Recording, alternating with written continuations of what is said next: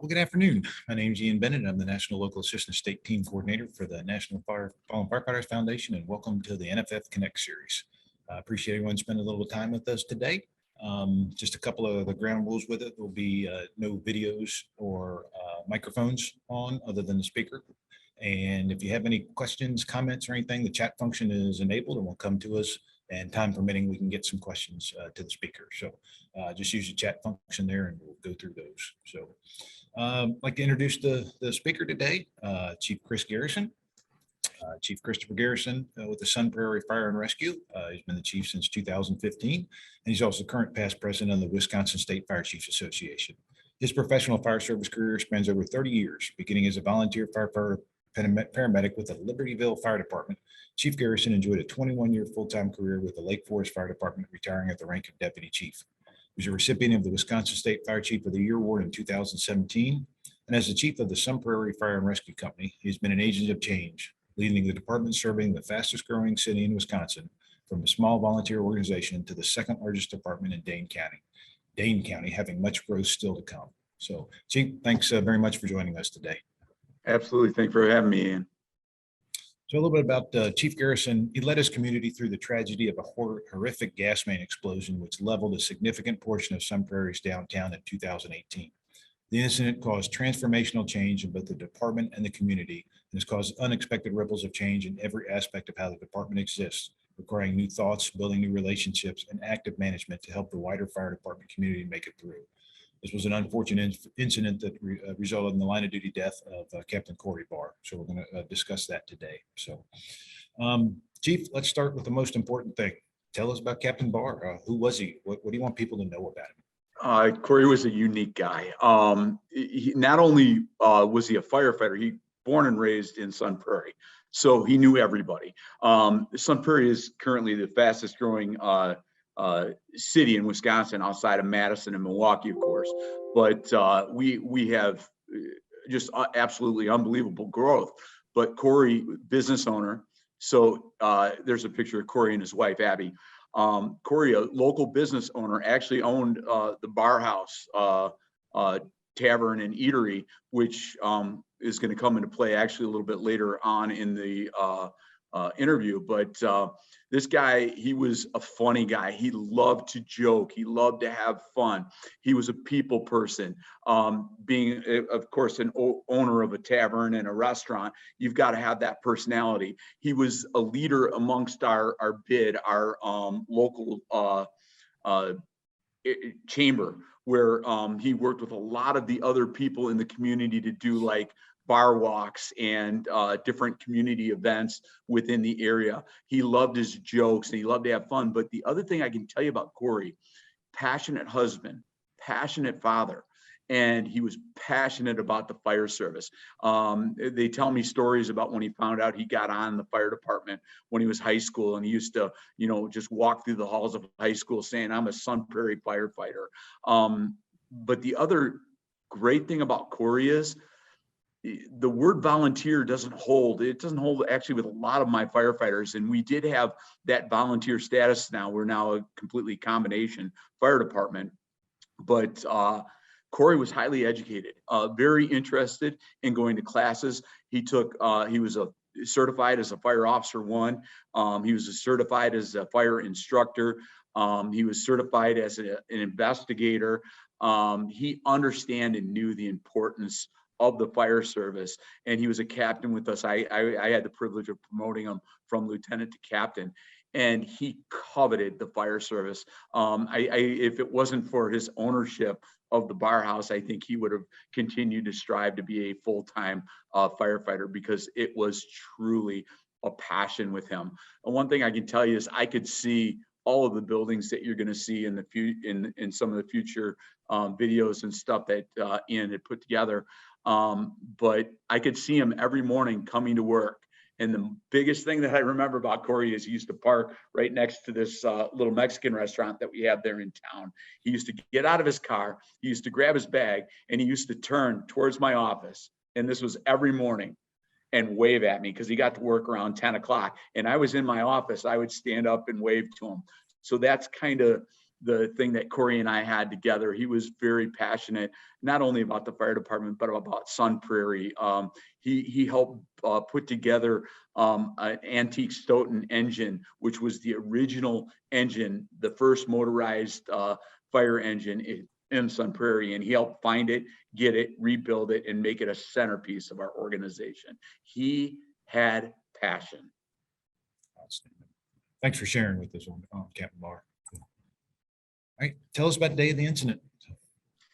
Well, yeah, it was a very, very interesting day. I told you we're a combination fire department, and our full-time personnel at that time covered one station from 6 in the morning till 6 at night, and then our paid on call covered the station. So we had, I believe, 6 people on duty that night at our station one. We currently, with the growth of Sun Prairie, we've expanded. We now cover 2 stations 24 hours a day, but at that time we had only covered one. So it was about 6 o'clock at night on a Tuesday, and I had gone home. I was at home, and I, you know, like a typical fire chief, I listened to pretty much all of the calls. So the call came in, and it was a gas leak, and I think all of us respond to gas leaks quite often. It's a normal response for your organization. We responded to 46 gas leaks just last year, so that's how common of an event it is in Sun Prairie. But I was particularly interested in this one because it was at the corner of Bristol and 19, which is our fire department is right there on Bristol, and 19 being a state route that runs through town, this basically being the busiest intersection in the city of Sun Prairie. You know, I was listening, but not concerned, because I had a fantastic group of firefighters on. Arnie Clevin was the shift commander that day, a 40-year veteran of the fire service. And then Ryan Welsh and Greg Pavlik, who are both lieutenants currently with our fire department now, were on duty. Great driver operator and great officer in the front seat, and then a great crew with them. So they were in town, and as I said, just kind of casually listening. My wife, of course, hearing the stuff in the background and listening. And I heard them get on location, and the first in report was very good. And they had stated, you know, a large gas leak right in the middle of town. And I'm like, oh boy. And I listened into it a little bit more, and I heard them start to evacuate the Glass Nickel Pizza place, which was where the report of the gas leak was. So they started evacuating that, and I heard Ryan Welsh, as I said, and you'll hear a little bit more about Ryan later. I heard Ryan Welsh on the radio make a report to command, and I could hear some absolute urgency in Ryan's voice. So with that being said, I knew Ryan, very calm guy, but very knowledgeable. He works in the town of Madison, and he's, you know, he works for the, you know, the streets department and that. So he understands infrastructure and he understands buildings. He's a hands-on guy. And when I heard Ryan being a little rattled, I looked at my wife and I said, honey, I'm going to take a drive in and see what I can do to help these guys, because it sounds like they got a lot of work in front of them. So I hopped in my car, non-emergency, and started driving to the scene. Once I got upon the scene, I pulled up, parked my car, and I met with the shift commander, and they were in the intersection there. And I looked over to my right, and there was a hole right in front of the Glass Nickel restaurant. And it's a bar and restaurant and an eatery. And I could see that there were 5 people with yellow helmets and yellow vests right there. So unfortunately, a little assumption on my part, which we know is never great, is assumption. I thought the gas company was on location and handling the situation. So I'd looked at the crew, and they had reported that they had high readings in the Glass Nickel restaurant, and they had evacuated the Glass Nickel, and they'd also moved over to the bar house, and they had completed evacuation. But what you need to understand about both of these buildings is how large they were. There were on the Glass Nickel side, it was the Glass Nickel on the bottom, and then a eatery on the downstairs, a typical hall type of a building like you have in Wisconsin. And then upstairs, there's a half a dozen apartments. So quite a bit of evacuation of that building. And then they got readings in the next building across the street, the bar house. And they had elevated readings there, all above 5.0. So very big concern. And so we regrouped and we set in motion that we had to split up the groups and start doing checks in each building and evacuating each building for about 3 blocks. I went over and talked to the crew and held my people in check. And I said, when are you going to have this thing taken care of? And they said, Chief, we're the boring company. I said, who? And they said, the boring company. So I don't want to use the words that I said to them, but I nicely said, get out of here. And they asked me where you wanted to go. And I said, I had sent Arnie and had him set up command over by our fire station to move command away from there a little bit and have a little cleaner view of the property. And I reached, as soon as I asked those people to leave, they asked me how far I want them to go. I said, about a mile on the other side of that truck would work for me. And you're going to see a little bit later on in the video that Ian shows where they were. So we got those people out of the area. The police officer in charge was Sergeant Ray Thompson, and Ray had come up to me, and I was working with my crew, and I asked Mark Stevens, one of my very top-notch firefighters, I said, pop open that sewer lid and stick the sniffer down in there. And so we have been working with our gas company quite a bit, and we wanted to emulate the tools that they had.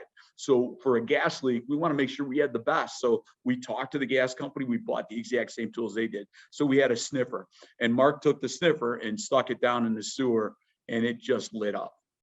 And the concern grew because we knew just a block down the road to the east and north, we had a elderly facility which housed over 200 people.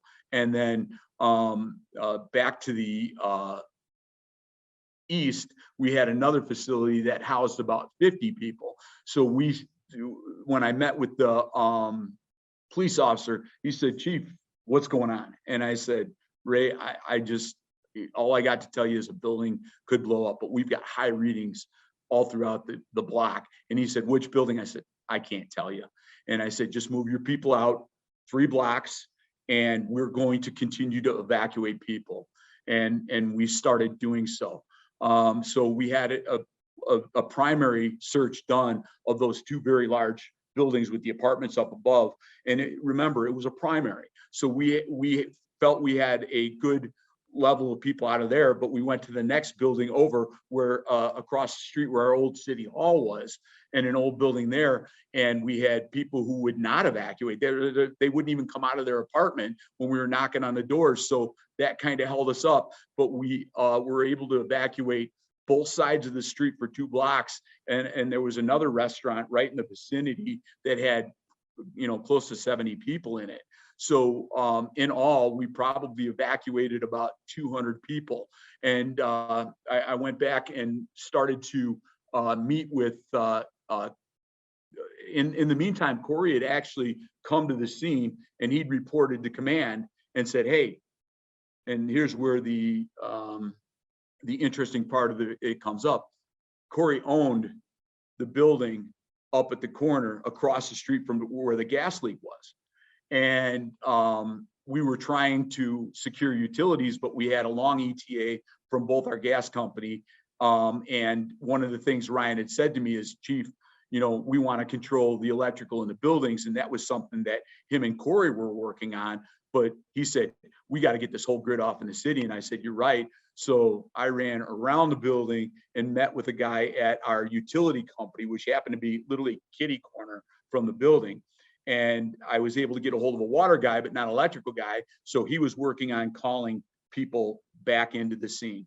So to bring it forward, we had pretty much 2 people evacuating one side of the building and 2 people evacuating the other. And then we had Corey and Ryan and another young firefighter who was working on kind of the utility side and securing what we could. And so we wanted to continue evacuation and then start a secondary search because we were sure not everybody was out of the area. One of the biggest problems with this is, think about this, is it was 150-year-old infrastructure, maybe even older. And when you have an infrastructure like that and somebody is doing directional boring, and that's what they were doing in the area, they were doing directional boring underneath this 150-year-old infrastructure. And you got to think about all the pre-digs, all the sewer lines that have been replaced, the water lines that have been replaced, the gas lines.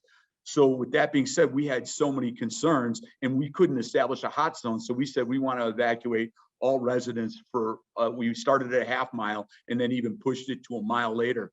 And people wanted to get their cars and everything. We said, no, 3 minutes before the actual incident, we had 3 kids pull up in bicycles, come out from between the alleys and the banks. We had a couple people walk up from behind the museum, and people were coming out of everywhere. And the police and my firefighters were trying to control that activity and still monitor buildings and keep things going. The problem is, you know, do you bring more people into a situation like that, or do you work with what you have? We had called a call back and we had a lot of people at our station. So we were getting actually ready to disperse. We actually had sent an engine over to the nursing home to start taking readings. And as I was meeting with the gentleman from the utility company, one of my firefighters who was the engineer that day, the driver operator, Greg Pavlik, big monster guy, loud guy, actually louder than me, believe it or not, was yelling at me from he was about a quarter mile away, but I could hear Greg. And I'm like, what? And I looked up and he was pointing over to the bar house where a gentleman was starting to go under the banner tape and walk towards the bar house. And I was yelling at him and he just waved me off, and I ran up and I was standing right in front of the bar house. When I was talking, I said, sir, we need to get away from this area. He said, no, my dog is across the street and I'm going to get my dog. And I said, I will have my firefighters get your dog. You need to come with me. And I grabbed his arm and said, come with me. And he cooperated. And as soon as I got back to the back corner of the building, that's when you're going to see what happened here. Ian's going to show, but you have to think about this. 200 people had already been evacuated. I had police and firefighters in the area, and we still had work to do.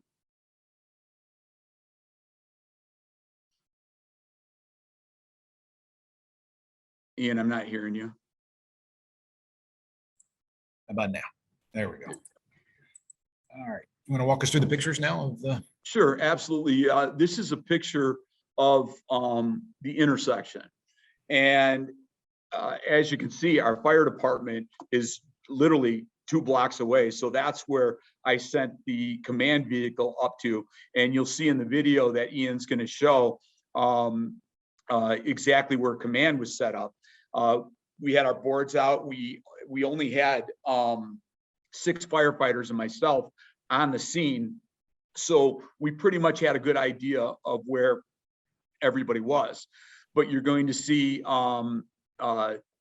where it says bar apartments involved in an explosion. That's the building on the one corner. And then a little bit below that, you're going to see the area where the boring was, and that's the glass nickel. Okay. So unfortunately, we had no idea where the gas line was struck, but a high pressure line was struck.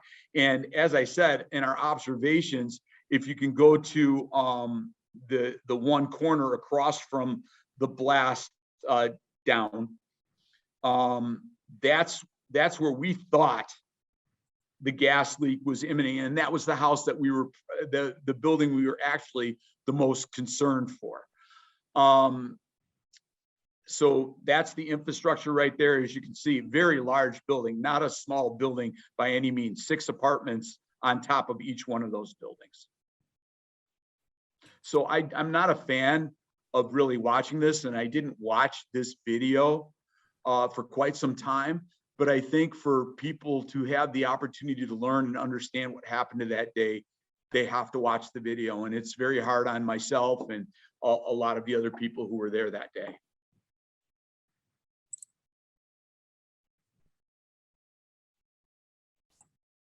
So as Ian blows this up, you'll see where the command vehicle is, and we're literally right in front of the fire station.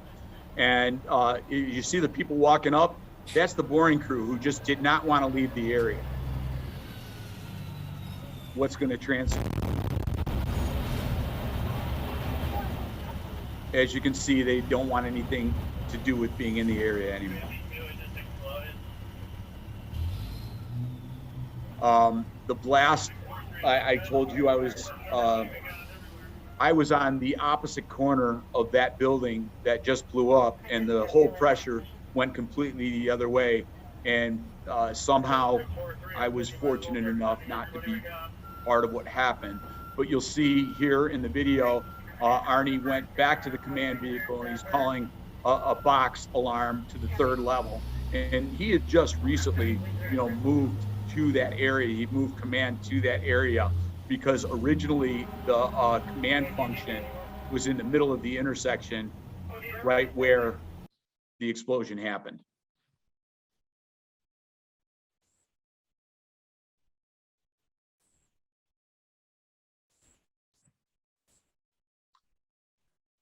So here's the results of what happened. You can see both sides of the street. The lower building is completely, so what happened is the explosion is up top there. That's the explosion area. And then the gas was emanating out of the building down there. Yes. So with that being said, the gas company had arrived on scene. And the first thing that they told me, and this was actually before the incident happened, is because of the older infrastructure here, it was going to take them 4 hours to shut the gas off. This was a no-win situation. One of the questions that came up from NIOSH, which I thought was a great question, and NIOSH worked very, very hard on this, and I actually think, I'm one of the people who thought they did a very good job on the report. But one of the questions that they had asked me is, once you search the building, why wouldn't you guys have left the hot zone? I said, there was no hot zone. We couldn't establish a hot zone. We had gas emanating through the whole 150-year infrastructure. So all of the buildings to the north were filling up with gas. We had higher readings in buildings down the area. Of course, this was as the gas continued to emanate, but we had, a tavern, 2 taverns right down the road that gas readings were actually higher than our original readings in the bar house or in the glass nickel area. So we wanted to do another search because half the time that we go and clear out these buildings, people don't want to leave. And so what you see is the result of that. And the fire, that was the exposure on the bottom side there. And with that exposure, we could not put out the fire, because if we were to put out the fire, the gas would continue to spread throughout the city.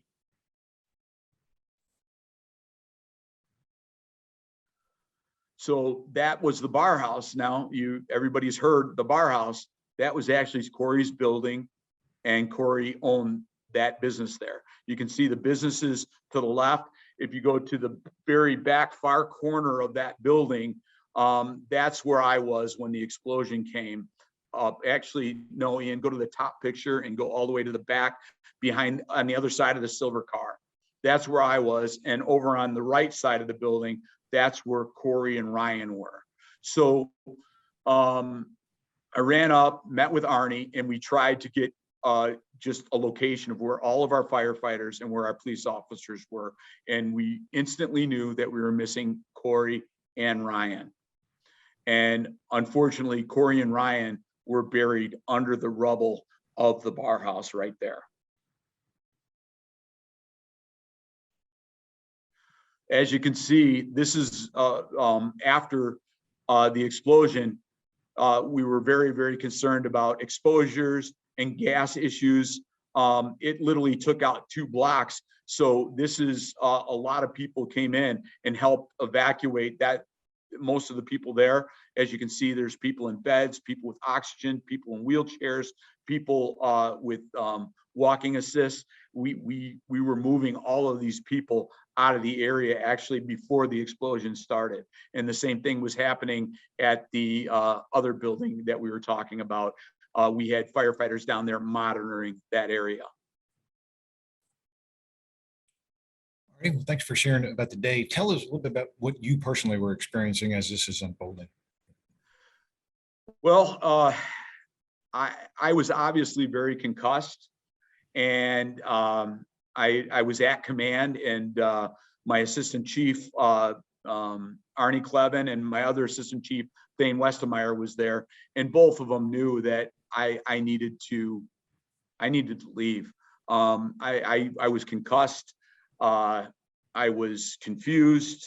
I was asking probably questions that didn't make a lot of sense. As I said, I was right next to the building with the other young man, and a gentleman who was, 25, 30 yards from me was knocked over by the blast. So I was pretty much out of it. It took me days and days and days to really remember what I was doing and what happened after it. To be honest with you, it took me watching some of the tape and some of the videos and seeing some of the pictures to truly start putting things together for myself. And they took me to the hospital, and I was treated at the hospital for a concussion.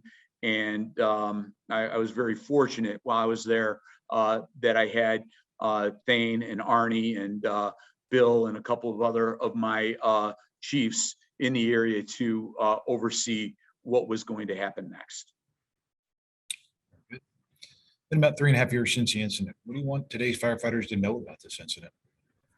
Well, I think the biggest thing to take away from this is our job is dangerous. And we talk about this even in the class we had yesterday, Ian. A lot of departments say this will never happen to us. They watch this video and they say this could never happen. This is, I mean, Sun Prairie is no longer a small town. It's second biggest city in Dane County, and still continuing to grow. But these people were small town people with small town roots, and nobody ever thought it could happen to them.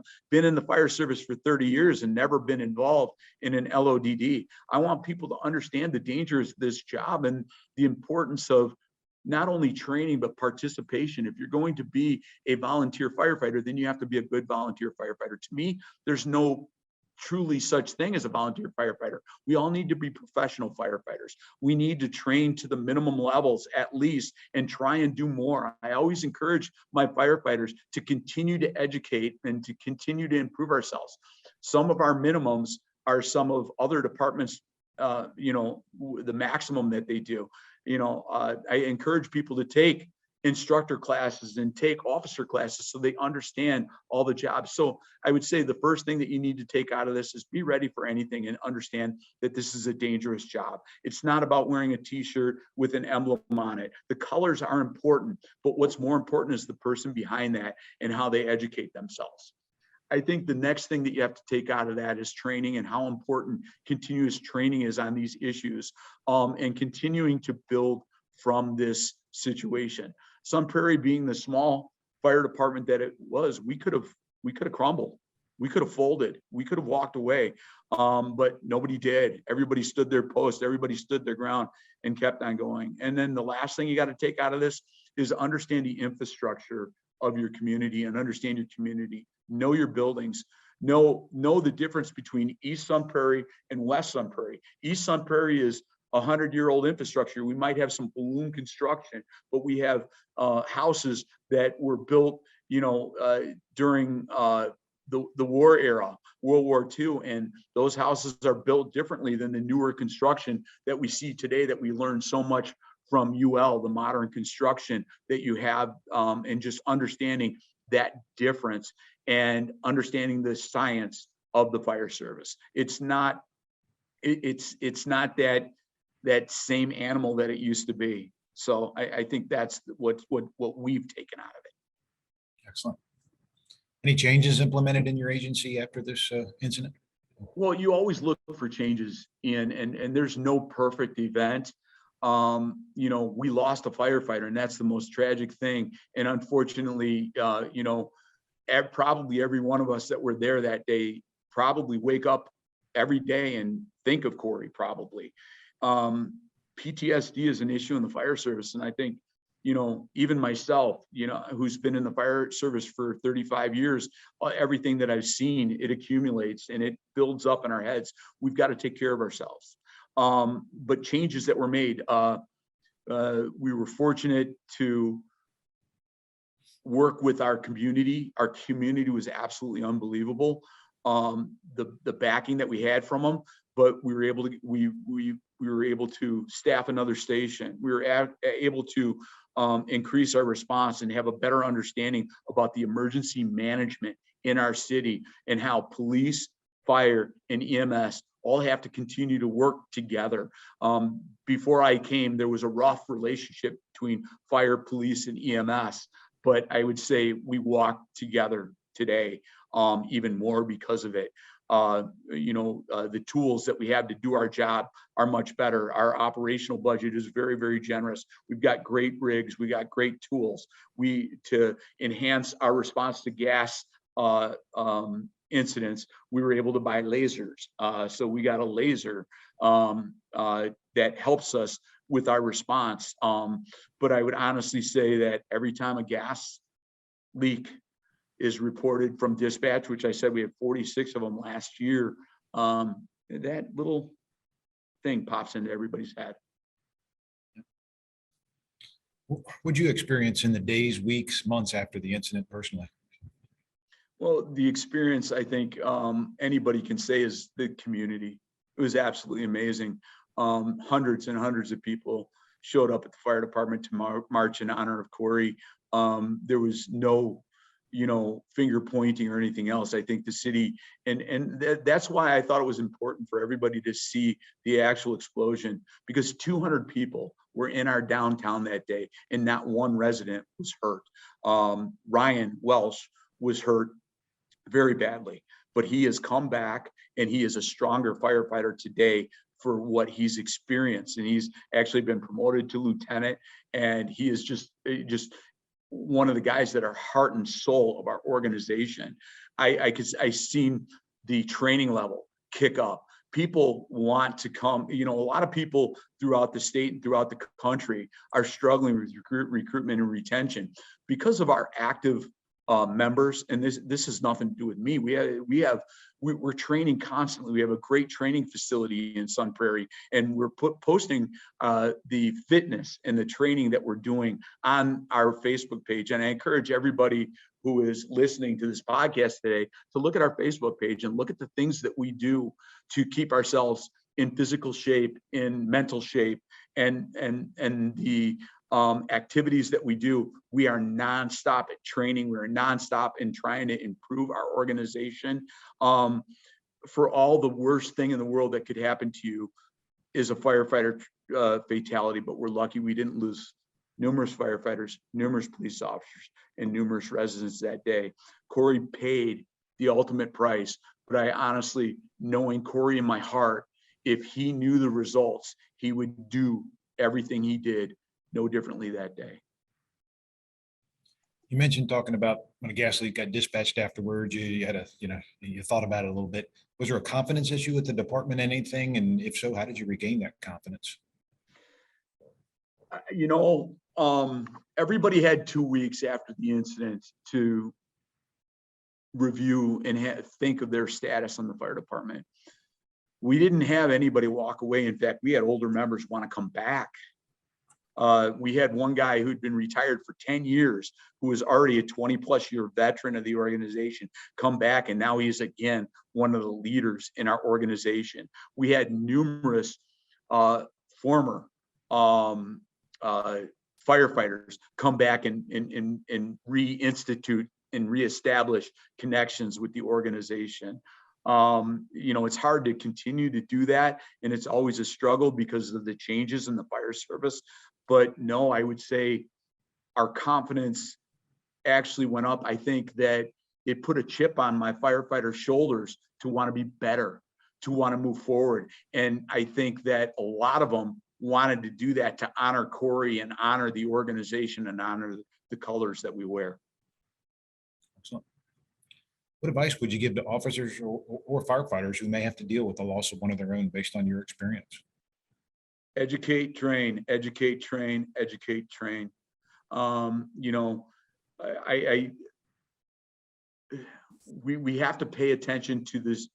I'm gonna say it again, the science of the fire.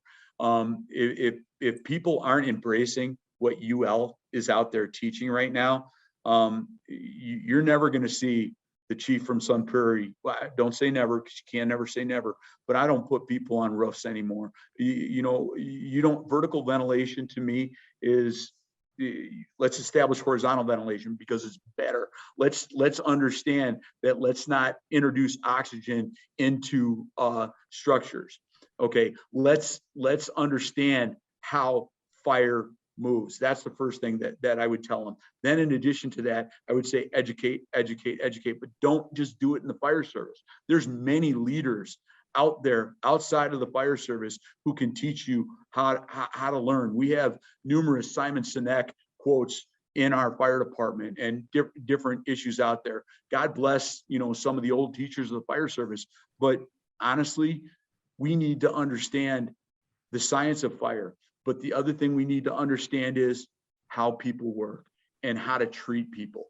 You know, a lot of people in my era, it was a very staunch military type organization. Today, you have to understand culture. And if you don't understand the culture of your firefighters and you don't understand the needs and how you need to treat each one, and probably, unfortunately, each one different, all fairly, but each one different. And I think the biggest piece of advice that I could give to anybody is remember how dangerous this job is. Educate yourself, because this could happen to you.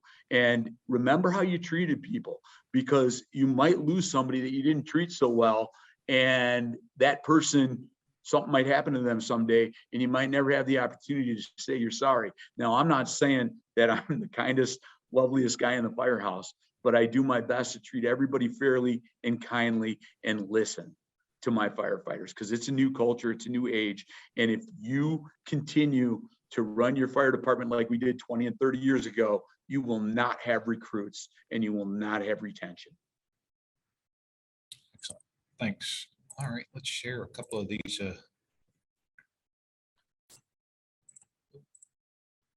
right, tell us what about these. So. Yeah, this is unfortunately, I had a lot of microphones in my face in regards to the situation, but the message that I wanted to make sure that everybody knew is that Sun Prairie Fire was strong. We were resilient. We were going to get through this, and not only were we going to continue to be the fire department that we were with Corey, we were going to continue to improve and continue to get better, continue to be, you know, all you can be, I guess you want to say. But you know, we've got a very very well educated fire service. My chief officers are educated. I mean, master's degrees and all that, and have a good understanding of the fire service. And I want to say that one of the things that we decided after this is that we were going to continue to be involved in the state and in the country. And that's why you see myself and Thane involved in this, because we think it's very, very important. I'm very involved with the Wisconsin State Fire Chiefs. Thane is very involved with the Dane County Fire Chiefs. John Austed, our assistant chief, is very involved with the state instructors. Our other assistant chief, Bill, is he's second in charge of the bureau in the city of Madison, and is one of the leaders in the state in fire prevention. And we have taken our fire prevention and our community risk reduction to the next level. And if that one thing, going back to your other question, Ian, our educational component and how we work with our city, we make sure that we have educational opportunities for everybody from putting in car seats to our Citizens Fire Academy, to our school visits in October, to our delivering Meals on Wheels every Monday, getting out in the community and keeping the community involved with our organization, and that's what we've continued to do. Everybody knows how we operate and what we do, and we are very transparent and very open about how we operate. Excellent. It's just another picture that goes to show the community response. This is a billboard right in Madison as you left. And not only did we have the internal response, we had the external responses. I would be very remiss if I didn't mention Steve Davis, the current chief of the Madison Fire Department, who will actually be leaving his post on April 1st. But Steve spent every day for a week after this incident by my side, helping me navigate. We gave everybody on the fire department 2 weeks off. And Steve, I'm sorry, he stayed with me for 2 weeks. And the only time he would leave by my side is if my wife, Michelle, was there to take over, because I still was struggling with a little bit of issues from the explosion, but I couldn't be one of the guys that took the 2 weeks off because I had so much to do and so much to keep. But as I said, I'd be remiss if I didn't mention Steve Davis, and I'd also be remiss if I didn't mention our MABUS division. If you're not in a state that has MABUS, I think you're missing the boat, because I had 2 weeks of coverage scheduled, probably the day after the explosion happened, and they covered our station for 2 weeks. Both stations actually for 2 weeks after the incident, so my people could regain their confidence and their mindset and their understanding of what happened, and make an honest decision whether this is something they wanted to continue to do. And everybody came back. And as I said, I actually added more. This is a statue that we have at our Station 1 to honor Corey. It's a firefighter, and the helmet that the firefighter has on his hands is a replica of Corey's helmet.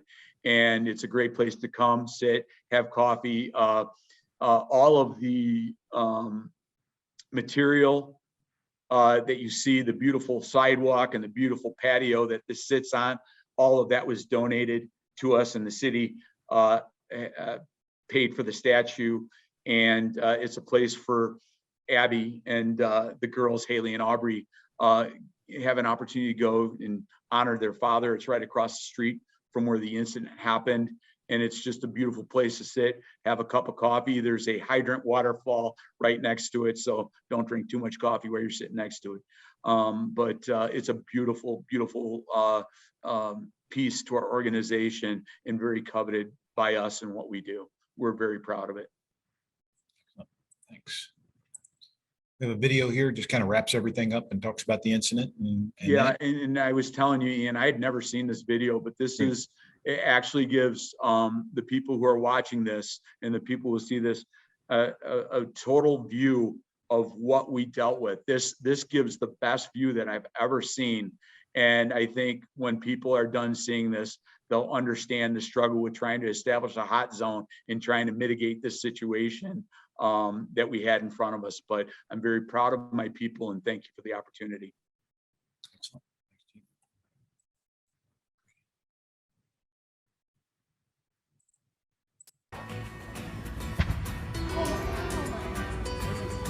Just exploded. 7643. I said you might as well start sending everybody we got. We have some breaking news. A gas explosion in downtown Sun Prairie. This morning, crews are still on the scene where buildings are leveled. One firefighter has died from his injuries. Sun Prairie is located just northeast of Madison in Dane County, and that's where we find 12 News' Hillary Mintz with the very latest on that massive explosion. Hillary.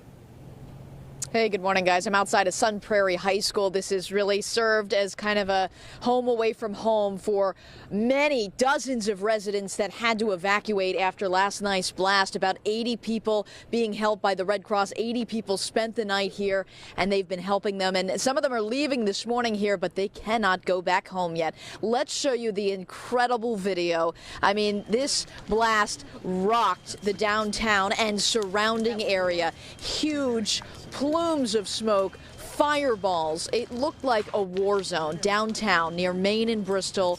The bar house, Glass Nickel Pizza, likely decimated from this explosion. A contractor apparently hit a gas main around 6:20. And then about 40 minutes later, as they were investigating and trying to evacuate, that's when the explosion happened. Now, as a result, there were some injuries. 6 firefighters were injured. One of them did not survive his injuries. 7 people who lived nearby had injuries. A police officer was treated. And just a short time ago, we had an update. We had a chance to speak with the Sun Prairie Fire Department chief, and we asked him just about how they're handling this incredible loss. The Sun Prairie Fire Department is strong, and we will keep on building from this. We are hurt, but we will come back. And after that, we saw the chief hugging some colleagues. There's a lot of heavy hearts here in Sun Prairie this morning. But where the investigation stands, they're still out there. They've been out there all night. We've learned up until this morning they were still battling some fires. It's completely out now. But as you can see from News Chopper 12, as Melinda said earlier, it really does look like some sort of action movie, a war zone, really. All of these explosions, the fireballs. The fire this morning is completely out, but these people cannot get back into their homes. And once they have kind of made things safe, then they're going to go through the buildings. There's nobody else that's missing, so that's the good news. And but they're still going to kind of go through the buildings and search. No word yet on when they'll be able to get back into their homes, and the police tell us that the firefighter's name will be released at some point from the medical examiner's office. We are live in Sun Prairie. I'm Hillary Mintz, WISN 12 News This Morning. And that fire department wanting to respect the family's privacy at this very Chief, that is amazing, the scope of that when you see that helicopter view of everything in downtown. So. Absolutely.